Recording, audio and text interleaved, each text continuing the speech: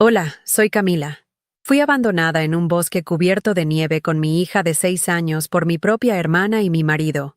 Me dejaron para morir de frío, sin abrigo, sin comida, sin nada. Solo querían que desapareciéramos para siempre. El dolor de la traición familiar congela más que cualquier nevada. ¿Puedes imaginar la desesperación de una madre intentando proteger a su hija mientras lucha por su propia supervivencia?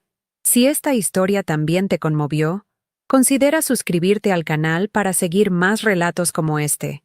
Siempre fui vista como la débil de la familia, la hermana demasiado sensible, la esposa que necesitaba ayuda, la madre que no sabía lo que estaba haciendo. Al menos así me veían mi hermana Renata y mi marido Dario. O mejor dicho, así querían que me viera a mí misma. Durante años, creí en esa versión de mí. Acepté las miradas de lástima, las decisiones tomadas por mí, las correcciones constantes sobre cómo debía actuar, hablar, existir. Mi voz fue disminuyendo gradualmente, como si alguien estuviera girando el botón de volumen de mi existencia hasta casi silenciarla. Me convertí en un fantasma en mi propia casa, una presencia que todos toleraban, pero nadie realmente veía. Livia, mi hija, era la única que parecía ver más allá de esa niebla de insuficiencia que habían creado a mi alrededor. Sus pequeños ojos de 6 años me miraban con una admiración que yo no comprendía, pero que secretamente me mantenía respirando. Aquella mañana, cuando Dario sugirió un paseo familiar en el bosque cercano a nuestra casa, algo dentro de mí dudó. Era principios de invierno. El cielo estaba cargado. Y Livia parecía demasiado entusiasmada con la idea de ver la nieve que comenzaba a caer. Renata apareció de sorpresa, como siempre hacía cuando quería participar en nuestras decisiones familiares. «Vamos, Camila, no seas miedosa. Es solo un paseo», dijo con ese tono condescendiente que yo conocía tan bien. Acepté, como siempre hacía. Vestí a Livia con lo que tenía a mano. No encontré su abrigo de invierno, pero Dario insistió en que estaba en el coche. Salimos los cuatro, con Renata conduciendo su propio coche detrás del nuestro. El bosque quedaba a unos 40 minutos de la ciudad, un lugar que solíamos visitar en verano, pero nunca con nieve. Cuando llegamos, el cielo ya estaba más oscuro y los primeros copos comenzaban a acumularse en el suelo. «Vamos a caminar un poco, a explorar», sugirió Dario, sosteniendo la mano de Livia. Renata sonrió de una manera extraña, una sonrisa que no alcanzaba sus ojos. Caminamos durante unos 20 minutos, adentrándonos cada vez más en el bosque. Pregunté por el abrigo de Livia, y Dario dijo que lo había olvidado en el coche. «Volvamos entonces», sugerí, sintiendo que el frío aumentaba. «Solo un poco más», insistió Renata. «Hay un lugar hermoso justo adelante». Continuamos. Livia comenzó a quejarse del frío, sus pequeños dedos poniéndose rojos. Me detuve, decidida. «Volvemos ahora», dije, tomando a Livia en brazos. Fue entonces cuando noté la mirada que Dario y Renata intercambiaron. Una mirada de decisión, como si un plan silencioso estuviera siendo ejecutado. «Vamos a separarnos», dijo Dario. «Renata y yo iremos a buscar el abrigo y algunas bebidas calientes. Ustedes dos esperen aquí».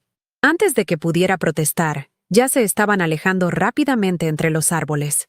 «No se muevan de ahí», gritó Renata, su voz haciendo eco entre los pinos cubiertos de blanco. Abracé a Livia con fuerza, tratando de calentarla con mi propio cuerpo. Esperé 5 minutos, 10, 20. El frío aumentaba, y la nieve comenzaba a caer con más intensidad. «Mamá, están tardando», murmuró Livia temblando. «Vamos a encontrarlos», respondí, tratando de sonar confiada. Comencé a caminar en la dirección en que habían desaparecido, llamando sus nombres. Ninguna respuesta. Solo el silencio del bosque y el sonido amortiguado de nuestros pasos en la nieve. Caminamos durante 15 minutos más, cambiando de dirección, tratando de encontrar el camino de regreso. Nada parecía familiar. El bosque, antes acogedor, ahora parecía un laberinto blanco y hostil. Fue cuando escuché el sonido distante de motores. Corrí hacia el ruido, sosteniendo a Livia con fuerza. mi corazón acelerándose con la esperanza de encontrarlos. Cuando finalmente alcancé el claro donde habíamos estacionado, solo vi marcas de neumáticos en la nieve fresca. Los coches se habían ido. Todos ellos. Nos quedamos allí, paralizadas, mientras la comprensión de lo que había sucedido lentamente se infiltraba en mi mente como el agua helada de la nieve derretida. No había sido un accidente. No había sido un malentendido. Nos habían dejado deliberadamente, abandonadas en el bosque, en el frío, sin protección. Mi hermana y mi marido lo habían planeado. El shock fue tan grande que durante unos instantes no pude respirar. Livia me miró, sus grandes ojos llenos de confusión y miedo. ¿Dónde está papá? ¿Dónde está la tía Renata?, preguntó con voz temblorosa. No tenía respuesta. ¿Cómo explicarle a una niña de 6 años que las personas que deberían protegerla la habían dejado para morir? La nieve caía cada vez más fuerte, y el viento cortante parecía perforar nuestra ropa delgada. Necesitábamos refugio, y rápido. Miré alrededor, desesperada, tratando de recordar si había alguna cabaña, algún puesto de guardabosques, cualquier cosa que pudiera protegernos. Nada venía a mi mente. Solo árboles y más árboles, todos iguales en su manto blanco. Tomé a Livia en brazos nuevamente, aún sabiendo que no podría cargarla por mucho tiempo. Comencé a caminar, eligiendo una dirección que me parecía llevar fuera del bosque. El tiempo pasaba, y mis fuerzas disminuían. Livia estaba demasiado quieta, sus labios comenzando a ponerse azulados. El pánico crecía dentro de mí como una ola oscura. No podía dejarla morir. No podía fallarle como todos me habían fallado a mí. Fue cuando vi una luz débil entre los árboles. Pensé que era una alucinación causada por el frío y la desesperación. Pero a medida que me acercaba, la luz se volvía más definida. Era una ventana iluminada en medio del bosque cubierto de nieve. Reuní mis últimas fuerzas y corrí hacia esa promesa de salvación. Era una cabaña de madera, pequeña y rústica, con humo saliendo de la chimenea. Golpeé la puerta con fuerza, gritando por ayuda. Segundos que parecieron horas pasaron hasta que la puerta se abrió. Un hombre alto, de barba grisácea y ojos profundos, nos miró con sorpresa.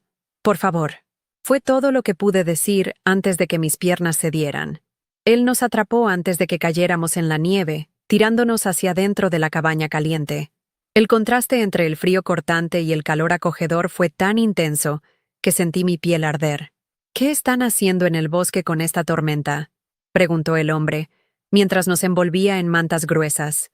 Su voz era grave, pero amable. Lo miré, incapaz de formular una respuesta que tuviera sentido. ¿Cómo explicar que mi propia familia nos había abandonado para morir? ¿Cómo poner en palabras la maldad calculada que nos había traído hasta allí? Nos perdimos, fue lo que pude decir, las lágrimas finalmente escapando. Él no hizo más preguntas, solo asintió y se concentró en calentarnos. Trajo té caliente para mí y chocolate caliente para Livia. Puso más leña en la chimenea.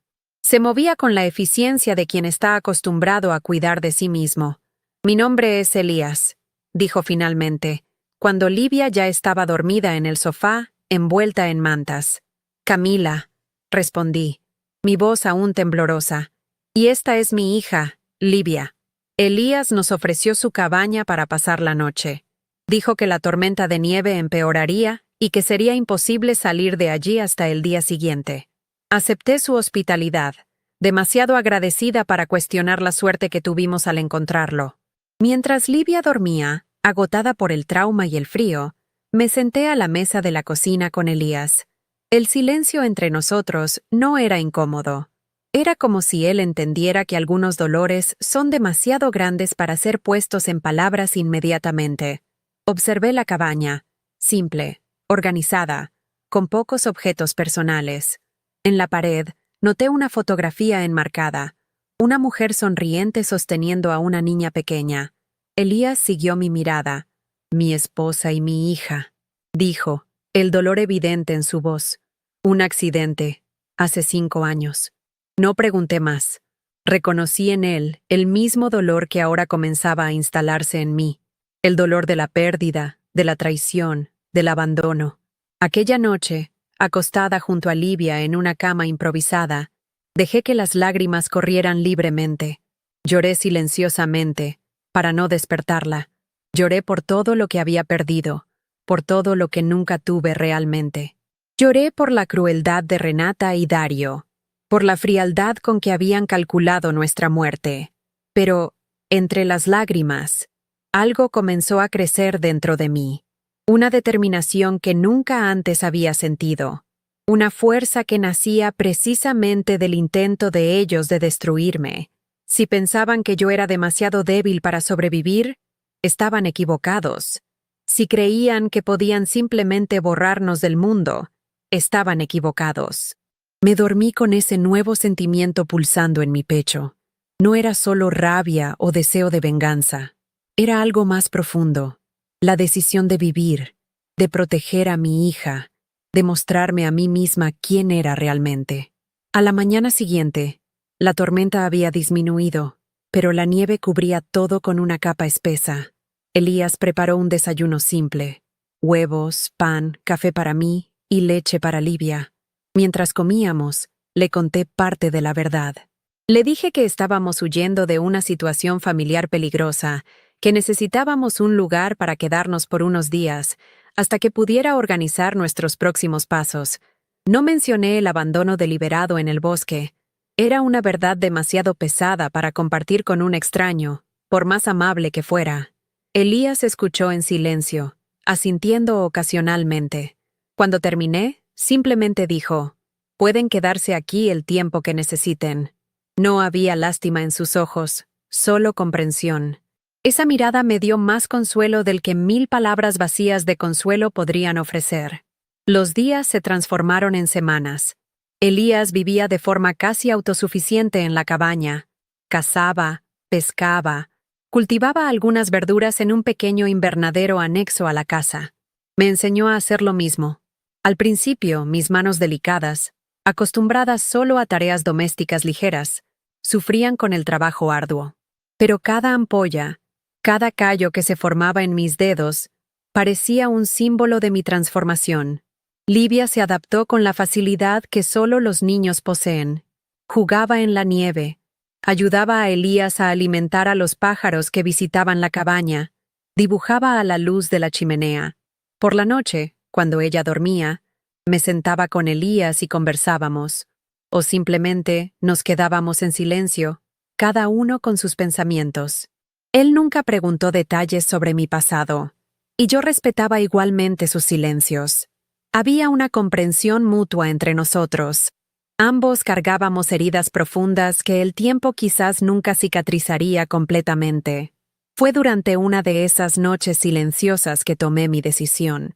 Necesitaba volver a la ciudad, no para implorar perdón o pedir ayuda a quienes habían intentado destruirme, sino para recuperar lo que era mío por derecho, para proteger el futuro de Livia, para mostrarle a Renata y Dario que habían cometido un terrible error al subestimarme. Compartí mis pensamientos con Elías. Él me escuchó con atención, sus ojos reflejando las llamas de la chimenea. «No necesitas enfrentarlo sola», dijo finalmente. «Puedo ayudar».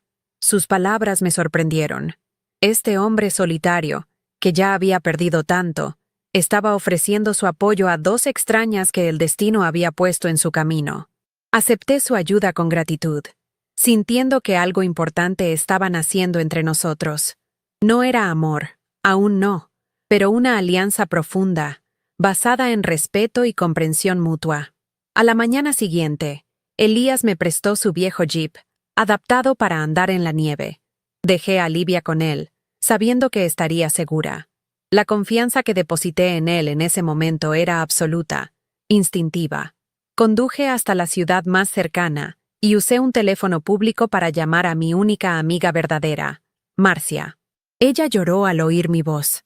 «Todos piensan que estás muerta, Camila», dijo entre sollozos. «Dario y Renata dijeron que tuviste un brote psicótico, tomaste a Livia y huiste, que probablemente murieron en la tormenta de nieve». La historia que habían creado era tan bien elaborada como cruel. Incluso habían registrado un informe policial, relatando mi supuesto desequilibrio mental y desaparición voluntaria. Marcia me contó más. Habían vaciado nuestras cuentas bancarias, vendido nuestro coche y estaban iniciando el proceso para vender nuestra casa. Todo esto en menos de un mes. La ira que sentí fue diferente a cualquier cosa que hubiera experimentado antes. No era explosiva o descontrolada. Era fría, calculada, determinada. Le pedí a Marcia que no le contara a nadie sobre nuestra conversación. Necesitaba el elemento sorpresa. También le pedí que investigara discretamente qué más estaban haciendo Dario y Renata. Antes de colgar, me dijo algo que confirmó mis sospechas. Están juntos, Camila. Ni siquiera están disimulando más. La traición era aún más profunda de lo que imaginaba. Mi marido y mi hermana no solo habían intentado matarnos. Estaban viviendo el romance que probablemente mantenían desde hace mucho tiempo, ahora libres del inconveniente que Livia y yo representábamos. Volví a la cabaña con la mente hirviendo de planes. Cuando le conté a Elias lo que había descubierto, él escuchó en silencio, sus ojos entrecerrándose levemente. «Necesitas pruebas», dijo finalmente, «y necesitas un abogado que no les tenga miedo». En las semanas siguientes, con la ayuda de Marcia y de Elías, comencé a reunir evidencias. Descubrí que Dario había falsificado mi firma en diversos documentos, poderes, autorizaciones de venta, incluso un testamento que me declaraba mentalmente inestable y le daba a él control total sobre todos nuestros bienes y sobre la custodia de Livia. Renata, que trabajaba en un banco, había facilitado muchas de estas transacciones fraudulentas. Lo habían planeado todo meticulosamente, probablemente durante meses. El abandono en el bosque no había sido un impulso de crueldad. Era parte de un plan mayor para deshacerse de mí y quedarse con todo lo que me pertenecía, incluso mi hija, en caso de que sobreviviera de alguna forma. El descubrimiento de esta trama elaborada debería haberme destruido. En cambio, me fortaleció aún más. Cada nueva evidencia de su traición era como un ladrillo en la fortaleza que estaba construyendo alrededor de mi corazón. Elías me presentó a un amigo de larga data, un abogado llamado Ricardo que vivía en una ciudad vecina. Ricardo escuchó mi historia con atención profesional, tomando notas detalladas. Cuando terminé, me miró con una seriedad que me dio confianza. «Lo que hicieron no fue solo cruel, fue criminal», dijo. «Intento de homicidio, fraude, falsificación de documentos, apropiación indebida. Tenemos un caso sólido, Camila». Por primera vez desde el abandono en el bosque, sentí una esperanza concreta. Ya no estaba sola en mi lucha. Tenía aliados. Elías, Marcia, ahora Ricardo. Personas que creían en mí, que veían mi fuerza cuando yo misma aún estaba aprendiendo a reconocerla. Ricardo sugirió que permaneciera muerta por un tiempo más. «El elemento sorpresa será nuestra mayor arma», explicó. «Cuando aparezcas, será con todas las pruebas en las manos». Durante los 3 meses siguientes, viví una vida doble. En la cabaña con Elías y Livia, era una mujer renaciendo, aprendiendo a confiar en su propia fuerza, creando nuevos lazos de afecto y respeto. En mis incursiones secretas a la ciudad, disfrazada y cautelosa, era una investigadora determinada, recolectando pruebas, documentando fraudes, construyendo el caso que destruiría a aquellos que intentaron destruirme. Livia florecía en este nuevo ambiente. Elías le enseñaba sobre el bosque, sobre los animales, sobre cómo tallar pequeñas figuras de madera. Ella raramente preguntaba por su padre o su tía. Era como si instintivamente supiera que aquel capítulo de nuestras vidas estaba cerrado. Por la noche, cuando la acostaba, frecuentemente decía: «Me gusta aquí, mamá. Me gusta Elías». A mí también me gustaba. La cabaña se había convertido en más hogar para nosotras de lo que la elegante casa que compartíamos con Dario jamás había sido. El día de la confrontación llegó más rápido de lo que esperaba. Ricardo me llamó para informarme que Dario y Renata estaban a punto de finalizar la venta de nuestra casa. Era hora de actuar. Me preparé meticulosamente, tanto emocional como estratégicamente. Me vestí con ropa que Marcia me había prestado. Simple, pero elegante. Nada que recordara a la Camila sumisa que ellos conocían. Elías me abrazó antes de que partiera. «Recuerda quién eres ahora», dijo, sus ojos transmitiendo una confianza inquebrantable en mí. Besé a Livia, prometiendo volver pronto. Ella saludó desde la ventana de la cabaña mientras me alejaba en el jeep. Esa imagen, mi hija y Elia saludando desde la cabaña que nos había salvado, me dio la fuerza final que necesitaba. No estaba solo luchando por justicia o venganza. Estaba luchando por nuestro futuro. Llegué a la oficina de Ricardo puntualmente a las 10 de la mañana. Él ya había convocado una reunión con Dario, Renata y sus abogados, bajo el pretexto de discutir irregularidades encontradas en los documentos de venta de la casa. Ellos no tenían idea de quién estaría presente en aquella reunión. Esperé en una sala adyacente, escuchando cuando llegaron. Las voces de Dario y Renata, tan familiares y ahora tan extrañas, hicieron que mi corazón se acelerara. Respiré profundo, recordando todo lo que había pasado, todo lo que había aprendido sobre mí misma. Cuando Ricardo me llamó, entré en la sala de reuniones con la cabeza erguida. El shock en sus rostros fue absoluto. Renata palideció como si hubiera visto un fantasma. Dario dejó caer el bolígrafo que sostenía. «Hola», dije, mi voz firme y clara. Parece que no esperaban verme de nuevo. Lo que siguió fue una de las experiencias más intensas de mi vida. Ricardo presentó, una a una, las pruebas que habíamos recolectado. Documentos falsificados, registros bancarios mostrando transferencias sospechosas, el informe policial mentiroso, testigos que confirmaban que yo nunca había mostrado ninguna señal de inestabilidad mental. Y, finalmente, la pieza de resistencia. Una grabación de audio hecha por Marcia, en la que Dario y Renata discutían abiertamente sobre cómo se habían deshecho de mí y de Livia, y cómo ahora finalmente podían estar juntos sin impedimentos. Con cada nueva evidencia, ellos se encogían más en sus sillas. Sus abogados, percibiendo la gravedad de la situación, intercambiaban miradas preocupadas. Cuando Ricardo terminó su presentación, el silencio en la sala era absoluto. Fue entonces cuando hablé, mirando directamente a los ojos de aquellos que habían intentado matarme. «Me dejaron para morir en la nieve con una niña de 6 años», dije, mi voz sorprendentemente calmada. «Mi hija, tu sobrina», añadí, mirando a Renata, que ahora lloraba silenciosamente. «Planearon nuestra muerte, robaron lo que era mío, mintieron a todos, pensaron que yo era demasiado débil para sobrevivir, para luchar. Ese fue su error». Dario intentó hablar, balbucear alguna excusa, alguna explicación.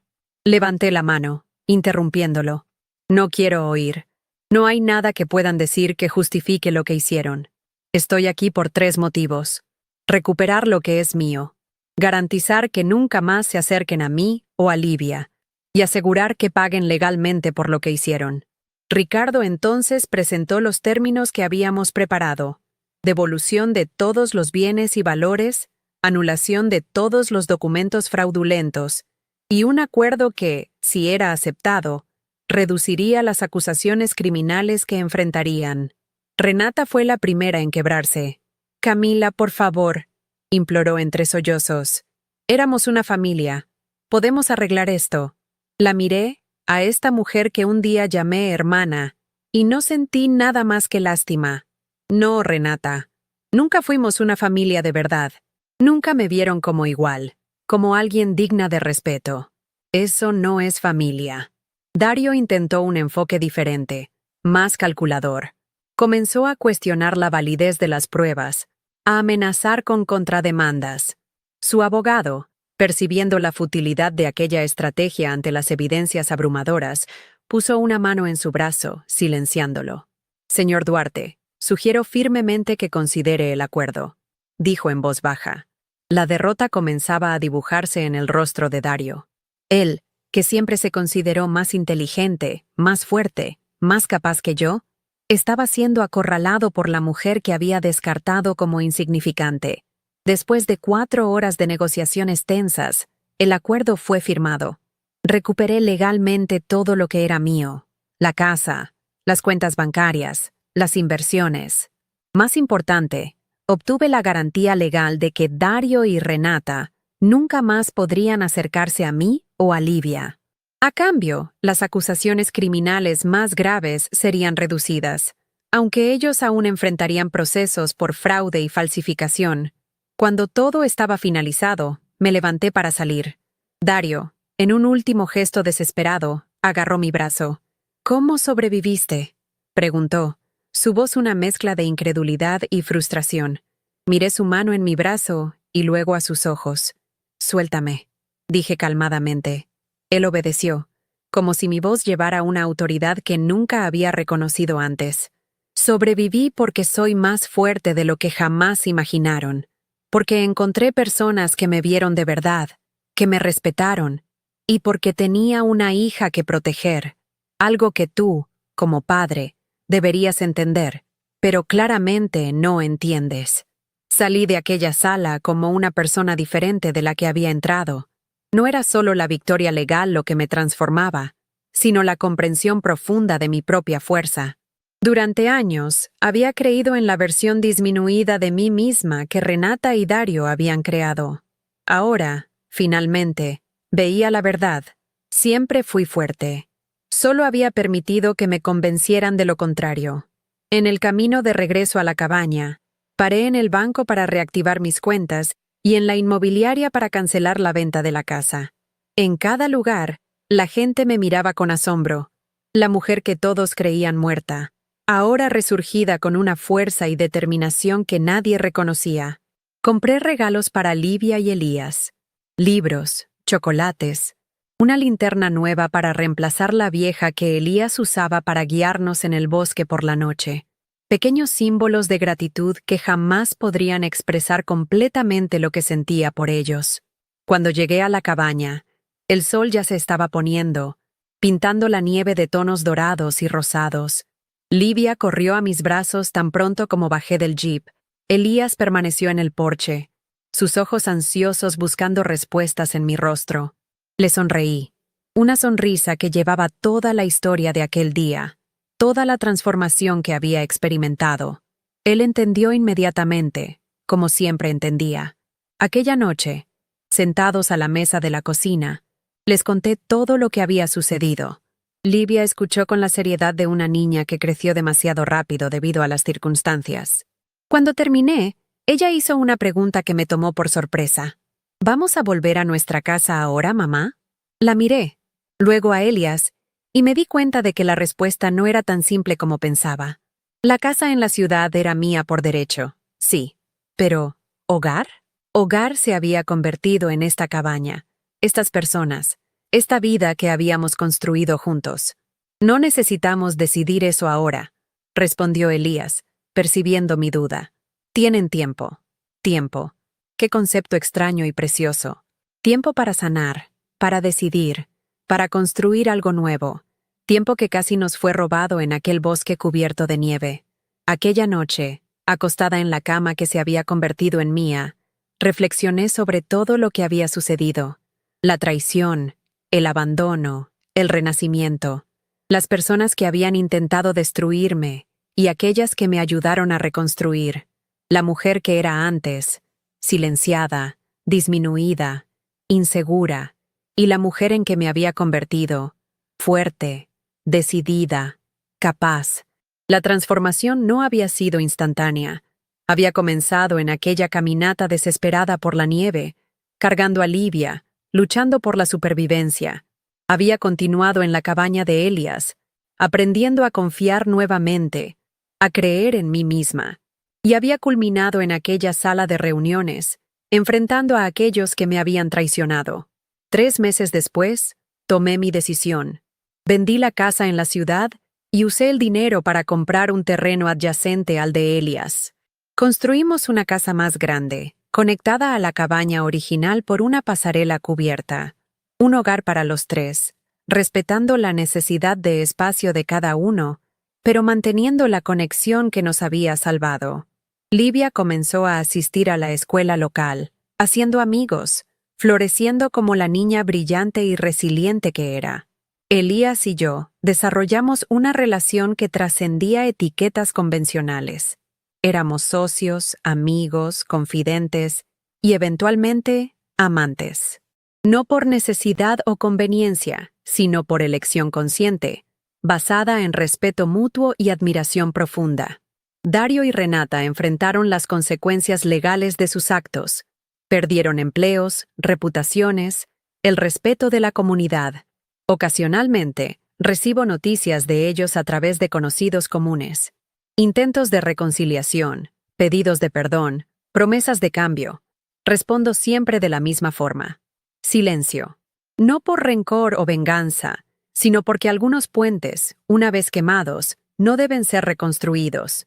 En la pared de nuestra nueva casa, junto a la chimenea, hay 3 pequeñas esculturas de madera hechas por Elías.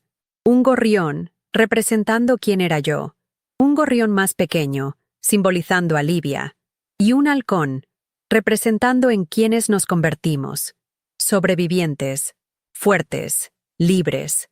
A veces, cuando la nieve cae pesadamente afuera, recuerdo aquella noche en el bosque, el frío, el miedo, la desesperación, pero ya no siento ira o dolor. Siento solo gratitud por el camino que me trajo hasta aquí, por más difícil que haya sido, porque fue en aquel momento de abandono extremo que encontré mi verdadera fuerza. Fue cuando intentaron silenciarme para siempre que finalmente encontré mi voz. Y fue cuando pensaron que estaban destruyéndome que, en realidad, estaban liberándome. Hoy, cuando miro a Livia jugando en el patio cubierto de nieve, a Elias trabajando en sus esculturas, a nuestra casa calentada por la chimenea, sé que encontré algo que Renata y Dario, con toda su manipulación y crueldad, nunca encontrarán: paz. No la paz de los débiles, que se someten y aceptan las injusticias de la vida, sino la paz de los fuertes, que enfrentaron sus tormentas y emergieron del otro lado, transformados pero enteros. La paz de quien sabe exactamente quién es y de lo que es capaz. La paz de quien fue probado por el frío más extremo y descubrió que, dentro de sí, había un fuego que ninguna nevada podría apagar.